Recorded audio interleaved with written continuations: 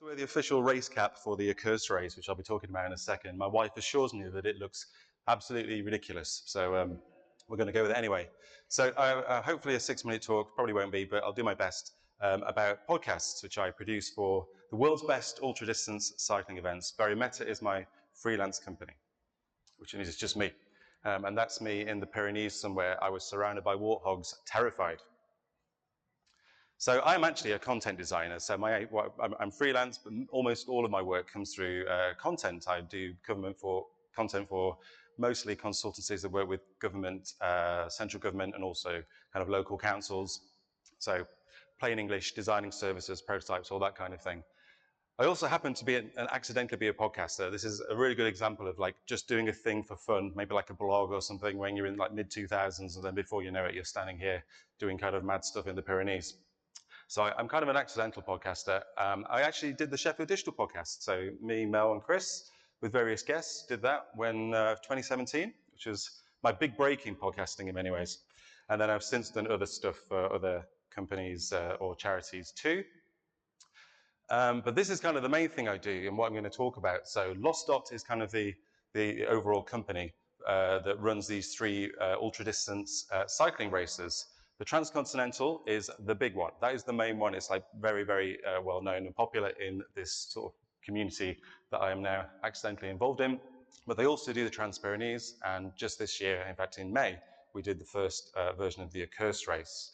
The Accursed is an off-road fixed route race, which means that you just have to follow a route, even though it's very, very hard. The other 2 are free routes, which I'll explain in a second. But just as an example of what an ultra-distance cycling race actually is, for example, the Transcontinental race, so TCR, is 4,000 kilometers. It's a really long way. They start in Gerardsbergen usually, although not this year, in Belgium. And for example, last year they finished in Thessaloniki in Greece. That's a really long way. And they can go whichever way they want. So there's lots of route planning and stuff like that, as long as they go through set control points. So there was one just south of the Alps in Italy. There was another one, I think, in Slovenia, and then another one, and then in Greece. There's also a couple of set parcours, so little sections that they have to go in. But apart from that, they can go whichever way they want. And it's completely unsupported. And this is a really important thing. This is not the Tour de France.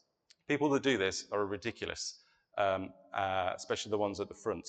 Although maybe the ones at the back as well are also ridiculous. But it's unsupported. They cannot get outside help. They can't really, they of course like bump into each other every now and again, but they can't help each other. If they do, they're out, they're disqualified. So this is really adventurous. These people are kind of explorers almost.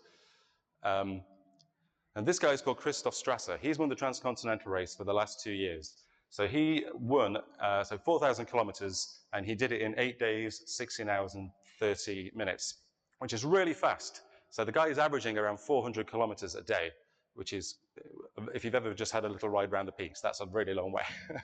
And in the first day, so I'll come on to how we track them in a second. The first day, his tracker that they have, GPS tracker, he had 0% stopping time, which means that he was on his bike moving for 24 hours. So yeah, he loaded up with snacks and then off he went. He was like in Italy by the end of the day, which is nuts. And so this was the route last year. So they started in Gerardsbergen, they had to go to Italy, then Slovenia, I was right before, I'm impressed, but then Albania and then Greece. So he did all that in 8 or 9 days and completely unsupported on his own, off his own back. But how do we like track them? So how do people follow this race? Well, there is such a thing as a dot watcher or a community of dot watchers. And that is people who follow these races through GPS. So quite old technology really these days. And hopefully this will work. Do I click again, Chris?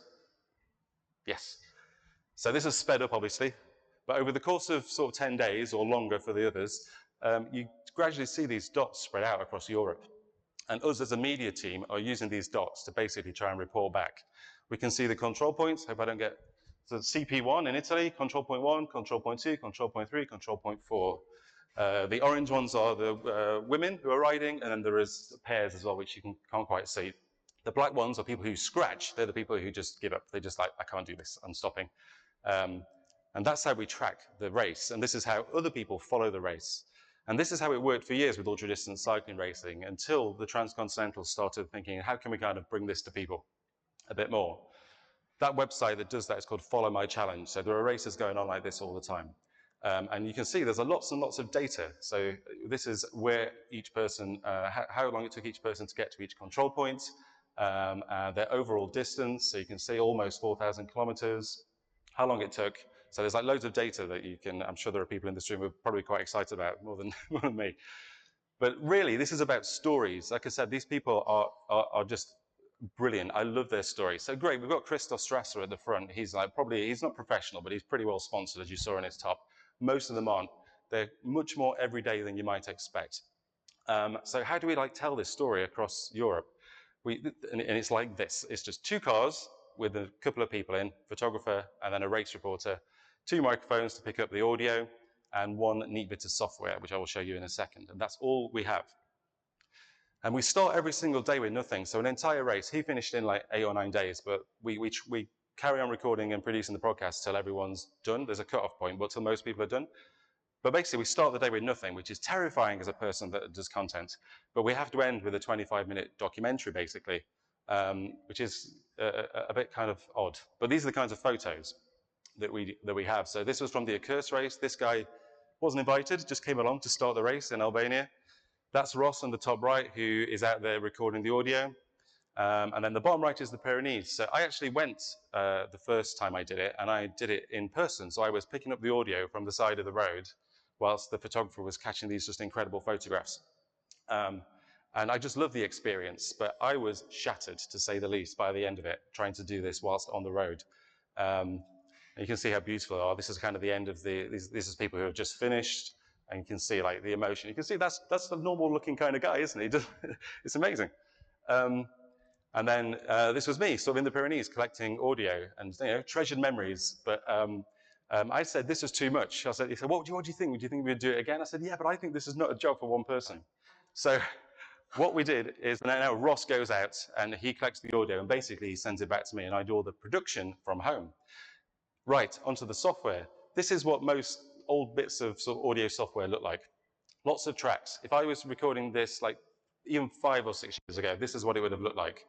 Thankfully, I now use an app called Descript. And now, as a person who's not an audio engineer, I'm going to be bold and call myself a storyteller.